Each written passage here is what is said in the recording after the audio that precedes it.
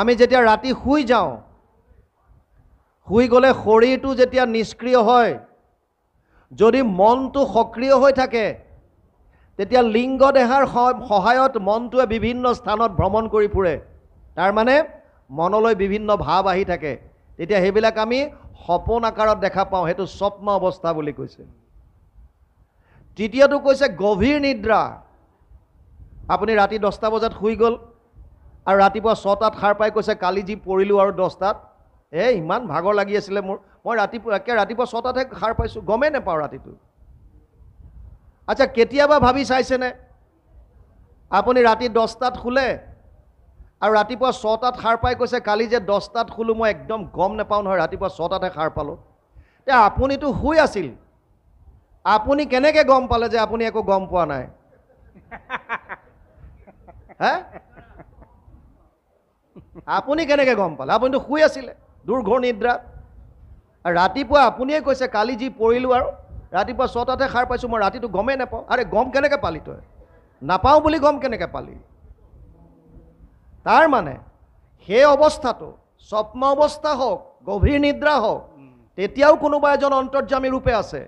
উপদ্ৰষ্টা অনুমন্তা চ ভৰ্তা ভোক্তা মহেশ্বৰ পৰমাত্মা ইতি চাপ্যুক্ত দেহে অস্মিন পুৰুষ পৰ। 13 অধ্যায় 12 নম্বৰ শ্লোক গীতা। অন্তৰ্যামী ৰূপে তেতিয়া যিজন হৃদয়ত থাকে। আৰু যিসকল সন্ন্যাসীয়ে নিৰ্গুণ নিৰাকাৰ ব্ৰহ্মক উপাসনা কৰে, তেওঁলোকে সমাধিত যাক দেখা পায়, সেইটো অৱস্থাটো যিজনক পায় এই 4টা অৱস্থাত। কোন 4টা? জাগ্ৰত, স্বপ্ন, গভীৰ নিদ্ৰা আৰু সমাধিত। এই 4টা অৱস্থাত যিজন থাকে, আৰু কোনজন ঈশ্বৰ, কোন আমাৰ আৰাধ্য? সচেতন কৰা দেহ প্ৰাণেন্দ্ৰিয়ক। কোন দেৱৰ ক্ষমতা আছে? তেওঁলোকে নিজেই প্ৰলয়ৰ সময়ত চব এৰিব লাগে। ব্ৰহ্মা পৰ্যন্ত নাশ হয়। যেবে এক শত হুৱে বৰিষ ব্ৰহ্মাৰ ব্ৰহ্মাকো কৰন্ত তেবে ঈশ্বৰে সংহাৰ। ব্ৰহ্মাও বাচি যাব নোৱাৰে, বাকী দেৱ দেৱতা কোন? আল্টিমেটলি কোনো ঈশ্বৰৰ বিনে কাৰো ক্ষমতাই নাই। এবাৰ দেৱতাসকলে অসুৰৰ লগত বিৰাট জিকি পেলাই গৈ নিজে মৌজ মস্তি কৰি আছে। তেনেকুৱাতে প্ৰভু ভগৱন্তই এটা বিৰাট যক্ষৰ আকাৰ, বিৰাট এটা বৃহৎ ৰূপ এটা লৈ তেওঁলোকৰ অলপ দূৰত থিয় হৈ গ'ল। ইন্দ্ৰই প্ৰথমতে অগ্নিক পঠিয়ালে, অগ্নিদেৱ যোৱাচোন এজন কোন সুধি আহা। অগ্নিদেৱ গৈ যোৱাৰ লগে লগে সুধিলে যে তুমি কোন? আৰু সেই যক্ষৰূপী ভগৱানে সুধিলে যে তুমি কোন? বোলে মই অগ্নি। কি কৰিব পাৰা? মোৰ ইমান শক্তি আছে যে মই গোটেই জগত জ্বলাই শেষ কৰি দিব পাৰোঁ বোলে, ইমান পাৱাৰ, ইমান শক্তি মোৰ। আচ্ছা, এই সাধাৰণ তৃণ এডাল দিছোঁ, বন এডাল, এডাল তুমি পুৰি দেখুওৱা। আৰু অগ্নিয়ে সমস্ত শক্তি প্ৰয়োগ কৰিলে, কিন্তু বনডাল, সাধাৰণ এডাল তৃণ পুৰিব নোৱাৰিলে। আৰু আহি ইন্দ্ৰক ক'লে যে দেৱৰাজ মই গম নাপালোঁ তেওঁ কোন। তেতিয়া ক'লে বায়ুক পঠিয়ালে, বায়ু তুমি যোৱা। আৰু বায়ু যোৱাৰ লগে লগে সুধিলে ভগৱন্তই তুমি কোন? মই বায়ু। কি কৰিব পাৰা?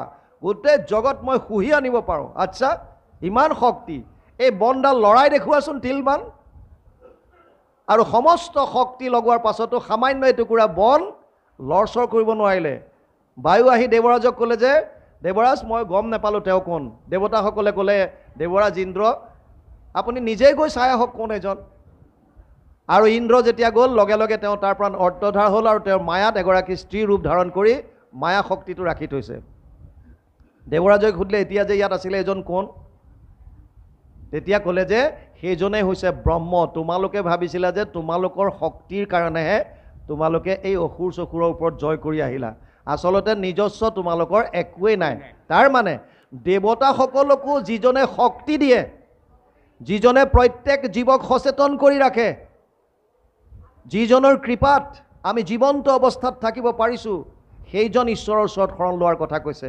আৰু প্ৰহ্লাদে কৈছে সেইজন বিষ্ণুৰ চৰণ স্মৰণত পৰে পুৰুষৰ লাভ নাই। বিফলে জনম যাব যদি আমি স্মৰণ নকৰোঁ। আৰু স্মৰণত উপায় এটাই, আপোনালোকে ভাল পাবলৈ অভ্যাস কৰক, কৃষ্ণৰ প্ৰতি প্ৰেম জগাওক। যিমান ভাল পাবলৈ শিকিব, তেওঁৰ লীলাবিলাক চাওক, যি ভাল পায়। বাল্যলীলা যদি ভাল পাইছে আপুনি সেইবিলাক মনলৈ আনক। যদি আপুনি কুৰুক্ষেত্ৰৰ যুদ্ধৰ কথা ভাল পাইছে সেয়া মনলৈ আনক। যোনটো ভাল পায় কেৱল ভাল পাবলৈ শিকক কৃষ্ণক। তাৰ পাছত ইয়াত কৈছে সমস্তৰে প্ৰিয় সুহৃদয় আত্মা জগতৰে পিতা মাতা হেন জানি আন বিষয় এৰিয়া হৃদয় হৰিক চিন্তা। ভগৱান কৃষ্ণ কেনেকুৱা? সমস্তৰে প্ৰিয় সুহৃদয় আত্মা জগতৰে পিতা মাতা। পিতা অহমস্য জগতো মাতা ধাতা পিতামহ বেদ্যম পবিত্ৰ ওমকাৰ ঋগ সাম যজুৰ বচ। নৱম অধ্যায় 17 নম্বৰ শ্লোক গীতা। হে অৰ্জুন, ময়ে সমস্ত জীৱৰ পিতা, ময়ে মাতা, ময়ে পিতামহ, ময়ে প্ৰণৱ ওংকাৰ, ময়ে বেদ জ্ঞান, চব মই। অৰ্জুনক ইয়ালৈকে কৈছে মত্ত পৰতৰম নান্যত কিঞ্চিদস্তি ধনঞ্জয় মই সৰ্বমিদম প্ৰতম সূত্ৰে মণিগণায়ব। সপ্তম অধ্যায় 7 নম্বৰ শ্লোক গীতা। হে অৰ্জুন, মোতকৈ শ্ৰেষ্ঠ আৰু কোনো নাই। মত্ত পৰতৰম নান্যত কিঞ্চিদস্তি ধনঞ্জয়, মোতকৈ শ্ৰেষ্ঠ আৰু কোনো নাই।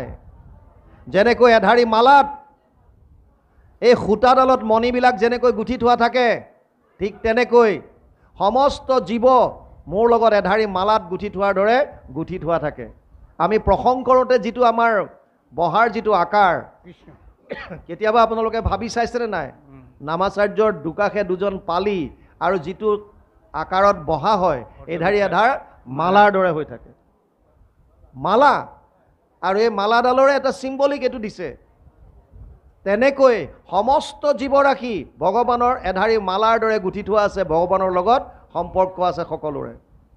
সেইকাৰণে সেইজন ঈশ্বৰৰ ওচৰত শৰণ ল'বলৈ কৈছে। আৰু সেইজনৰ কাৰণে অৰ্জুনকো গৈ 700 শ্লোকৰ গীতা,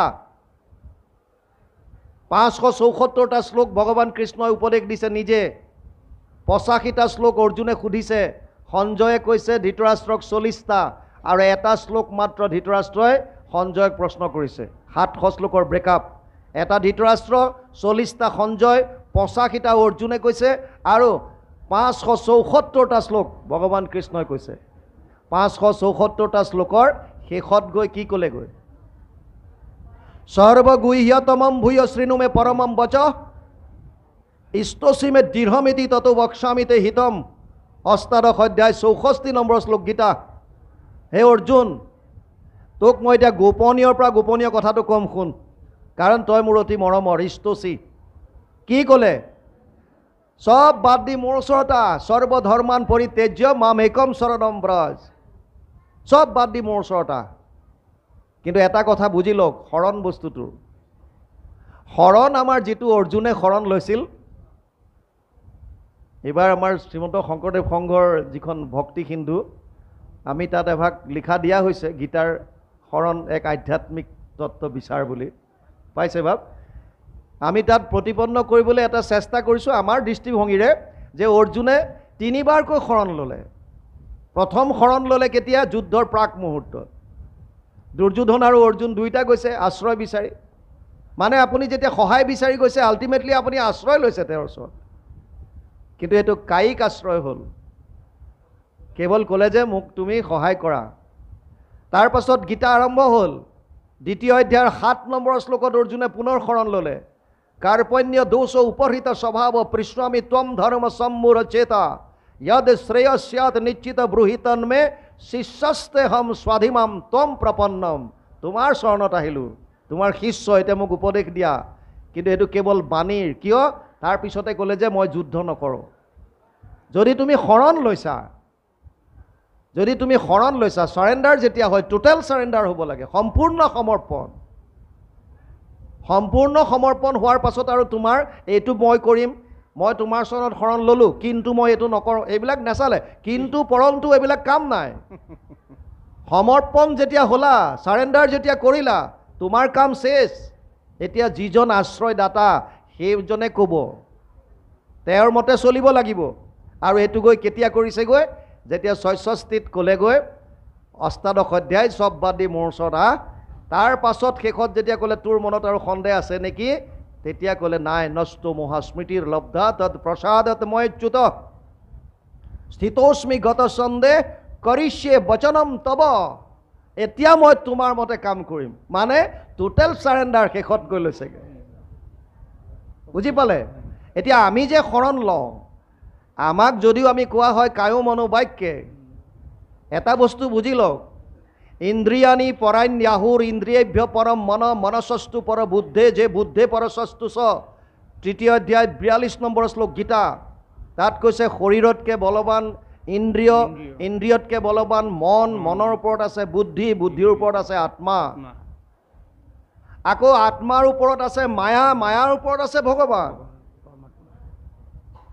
ভগৱানক পাবৰ কাৰণে মন বুদ্ধিৰ দ্বাৰা কেনেকৈ যাব এতিয়া একেবাৰে ওচৰততো নাই আত্মাৰ মাজতো মায়া এখন আছে তাৰ পিছতহে ভগৱান মন বুদ্ধি তিনিওটা কায় মনো বুদ্ধি যিকেইটা আছে বাণী এই আটাইকেইটা বস্তু কিহৰ মায়াৰ সৃষ্টি 24 তত্ত্বৰ ভিতৰৰ বস্তু আমি কায় মনোবাক্য বুলি যে কওঁ কায়টো শৰীৰ মন আৰু বাণী তিনিওটা মায়াৰ হয়নে নহয় 24 তত্ত্বৰ ভিতৰৰ এটা মায়াৰ বস্তু এটাই আপুনি দিব্য বস্তুত শৰণ কেনেকৈ ল'ব পাৰে মায়া জ্বৰ মায়াৰটো নিজস্ব শক্তিয়ে নাই এই কথাটো আগতে বুজি লওক আমি শৰণ লওঁ কোনে শৰণ ল'বলৈ দিছে তই মোৰ শৰণ ল তই কোন আচলতে মই আত্মা কাৰণে মনলৈ ভাৱ সদায় আনিব যে মই আত্মা মই শৰণ লৈছোঁ এতিয়া কাৰ দ্বাৰা লৈছোঁ মই মোৰ নিজৰ আত্মাই এই ইন্দ্ৰিয়সমূহৰ দ্বাৰাহে ভোগ কৰে গতিকে মই কায়ো মনোবাক্যক তোমাৰ চৰণত লগাই দিছোঁ এই ভাৱটো লৈ পেলাই যদি আপোনালোক শৰণ লয় তেতিয়াই আচল শৰণ হ'ব তেতিয়া টোটেল সাৰেণ্ডাৰ হ'ব মইহে শৰণ লৈছোঁ মই বুলি কওঁতে শৰীৰটো নেকি শৰীৰটো মোৰ বস্তু মই আৰু মোৰ মাজত পাৰ্থক্য আছে 24 তত্ত্বৰ দ্বাৰা গঠিত এইটো জ্বৰ শৰীৰ আত্মাৰূপে মই আছোঁ ইয়াত গতিকে মই আৰু মোৰ মাজত ডিফাৰেঞ্চ আছে মোৰ বস্তুটো কেতিয়াও মই হ'ব নোৱাৰে এখন কাৰ গামোচা মোৰ গামোচা কাৰ চেলেং মোৰ চেলেং কাৰ হাত মোৰ হাত কাৰ শৰীৰ মোৰ শৰীৰটো মই হ'ব নোৱাৰোঁ কেতিয়াও যেনেকৈ চেলেংখন মই নহয় মোৰ চেলেং তেনেকৈ এইটো মোৰ শৰীৰ আমি কোৱাত ঠিকেই কওঁ মোৰ গাটো আজি দুদিন ধৰি ভাল লগা নাই মোৰ শৰীৰটো বেয়া লাগি আছে মোৰবোৰ কৈ থাকোঁ কিন্তু বুজাত কি বুজো যে এইটোৱে মই শৰীৰটোকে মই বুলি ভবাৰ কাৰণেই যত যিমান খেলি মেলি হৈছে চেষ্টা কৰিব লাগিব মই আচলতে শৰীৰটো নহয় মই আত্মা এই তত্ত্বটো বুজিলৈ আমি শৰণত আগবাঢ়িব লাগিব তাৰপাছত ইয়াত কৈছে সমস্তৰে প্ৰিয় হৃদয় আত্মা জগতৰে পিতা মাতা এই আত্মা ভগৱান নিজে আত্মা মামে বংশ জীৱলোকে জীৱভূত সনাতন 15 অধ্যায় গীতা 7 নম্বৰ শ্লোক অহম আত্মা গুদাকেশ সৰ্বভূতাশয় স্থিত